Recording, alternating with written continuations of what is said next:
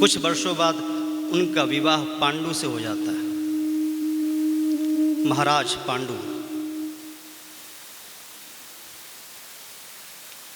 जब पांडु नरेश के घर आती हैं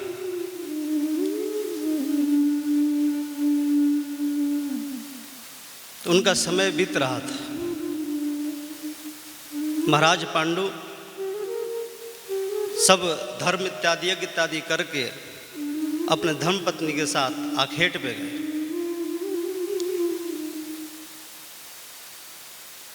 वहाँ उनसे अपराध हो गया किसी ऋषि का। वो अपराध के कारण उनको श्राप लग गया कि जब भी आप अपनी पत्नी से संसर्ग के अभिलाषा से जाएंगे तो आपको उसी समय तत्क्षण मृत्यु हो जाएगी।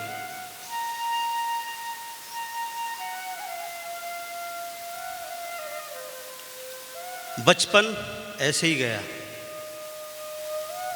प्रथम पुत्र दर्शन नहीं हो पाया। विवाह भी हुआ महाराज पांडु से तो उनको भी श्राप लग गया कि स्त्री के अभिलाषा संसर्ग के अभिलाषा से जाओगे तो तत्क्षण मृत्यु को प्राप्त हो जाओ। पति सुख भी नहीं। इस सारे उलझनों को कुंती अपने हृदय में रखी है, बोलती किसी से नहीं, कह नहीं पाती किसी से कुछ, अपने ही कर्मों को सोचती है। शायद ऐसा कोई प्रारब्ध होगा हमारा, ऐसा कोई हमने कर्म किया है। आज वही भगवान कृष्ण बोले कि पार्थ, तो उसी पार्थ से उसका स्मरण होने लगा।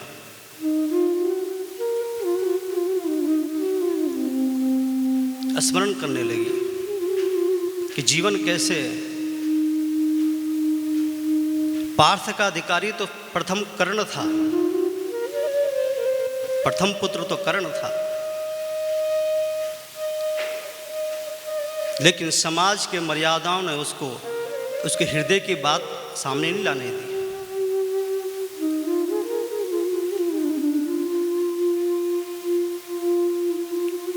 कुंती कुछ बोली नहीं।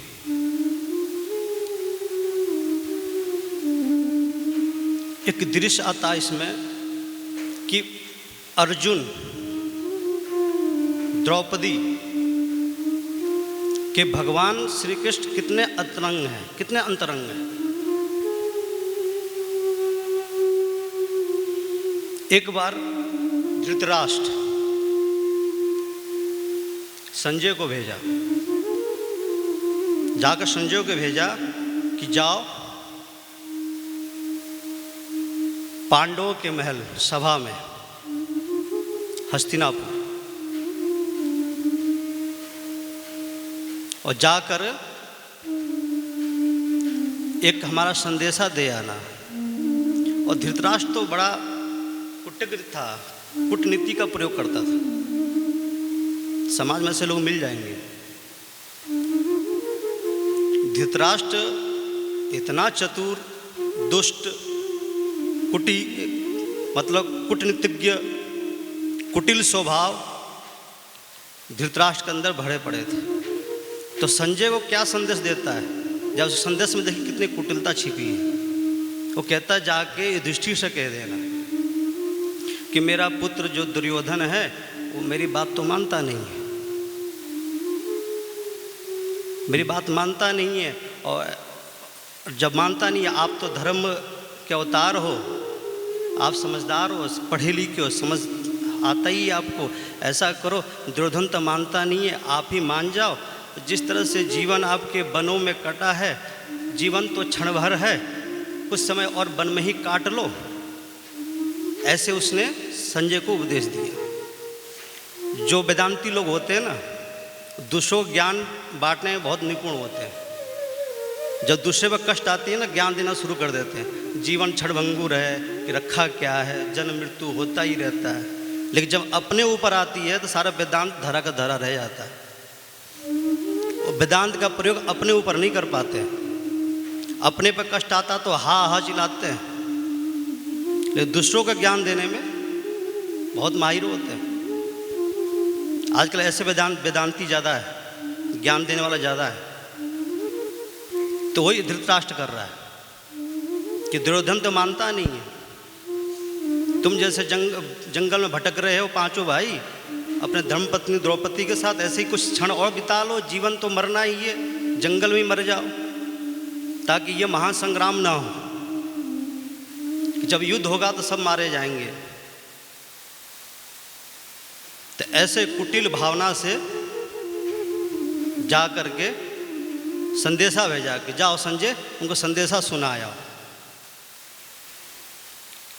तो महाराज जब संजय अंतःपुर में पहुंचते हैं, अंतःपुर में पहुंचते हैं, अंतःपुर उसको कहते हैं जो आज के भाषा में बेडरूम, अंतःकरण, अंतःपुर मतलब बेडरूम, एक स्पेशल जगह जहाँ पे किसी का प्रवेश नहीं है। उस अंतःपुर में भगवान श्री कृष्ण, अर्जुन, द्रौपदी और माननीय सत्यभामा उस वक्त थे जब संजय जा रहा था। अर्जुन, द्रौपदी, माननीय सत्यभामा और भगवान श्री कृष्ण। उस दृश्य को आप देखें, कितने अंतरंग है अर्जुन के भगवान श्री कृष्ण। भगवान के दोनों चरण अर्जुन के गोद में, भगवान के दोनों चरण अर्जुन के गोद में, और अर्जुन का दोनों चरण, एक चरण द्रौपदी के गोद में है और एक चरण सत्यभामा के गोद में है। ये अंतरंग दृश्य संजय ने देखा, चौंक गया कि इतने अंतरंग भगवान हो सकते हैं। वो चौंक गया, वो दूर से ही देख रहा इस दृश्य को। संजय की दिव्य दृष्टि भी थी। भगवान श्री कृष्ण समझ गए कि संजय संदेशा लेके आया है, उसके मन भाव को समझ लिए। तो भगवान ने कहा कि अर्जुन, मुझे वो द्रौपदी का वो सीन मुझे याद आता है, वो दृश्य मुझे याद आता है। और संजय भी सुन रहा है इस बात को। जब भरी सभा में कौरव व पांडव भी थे, कौरव भी थे, भीष्म पितामह भी बैठे थे, धृतराष्ट्र भी थे, उस भरी सभा में रजस्वला उस द्रौपदी को खींच कर लाया गया। 10,000 हाथियों का बल दुशासन के हाथों में था, जो खींच कर लाया गया द्रौपदी को। वो चिल्ला रही थी, विलाप कर रही थी। भगवान कृष्ण इस दृश्य को बताकर रो रहे हैं, उनका आंखों में अश्रु है। कहता उस दृश्य मुझे याद आ रहा है जब द्रौपदी ने किसी का सहारा नहीं लिया, जब मुझे पुकारा है, मुझे पुकारा। भगवान कृष्ण कहते हैं कि मैं वहां पर क्यों नहीं था, द्रौपदी को इतना समय कैसे मिल गया पुकारने का। शायद मैं वहां होता तो उसको पुकारने की आवश्यकता ही नहीं थी। भगवान कहते मैं वहां था क्यों नहीं, अपने आप अफसोस कर रहे हैं।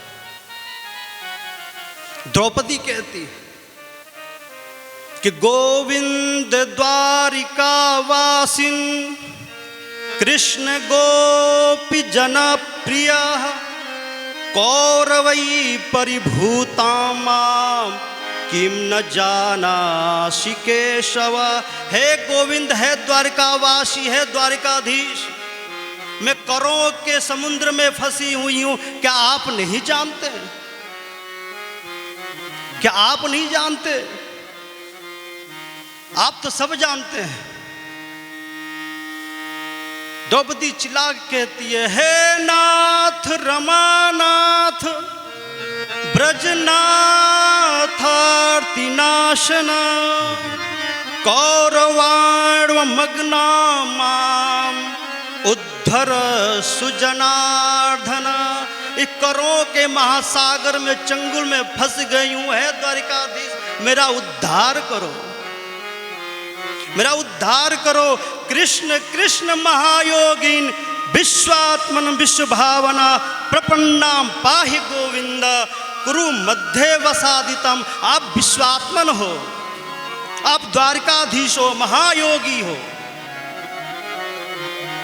मैं करोड़ों के सभा में फंसी हुई हूँ, मैं इन दुष्ट राक्षसों के बीच में फंस गई हूँ मध्य में।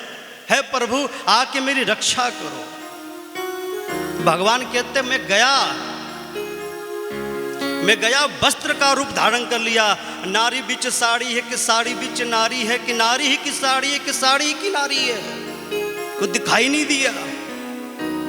10,000 हाथियों का बल लिए अपने हाथों में दुशासन खिंचता रहा, हाथ थक गए महाराज।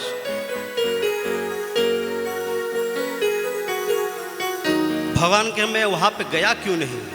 उसने पुकारा मुझे। मैं द्रौपदी का ऋणी हूं, मैं ऋणी हूं, मैं उसके ऋण से उऋण नहीं हो पाऊंगा। संजय कहते हैं संजय जा धृतराष्ट्र कह देना कि मैं ऋण चुकाऊंगा, मैं इस ऋण को चुकाऊंगा। संजय देखा इस दृश्य को, कांप गया। इतना अंतरंग दृश्य। संजय कांपा, गया धृतराष्ट्र के पास। धृतराष्ट्र के सारा दृश्य उसने बता दिया। जैसे उस धृतराष्ट्र को दृश्य मालूम पड़ा, मतलब उसके नीचे जमीन खिसकती धृतराष्ट्र की। उसके अंदर महाज्वर हो गया। कह रहा कि विदुर मुझे शांति नहीं मिल रही है, मुझे कुछ अच्छा नहीं लग रहा है, मुझे कुछ उपदेश करो, मुझे शांत करो, मेरा हृदय जलन हो रहा है, मैं कुछ नहीं कर पा रहा हूं, मैं अस्तब्ध हूं, विदुर को उपदेश करो। विदुर ने उपदेश दिया।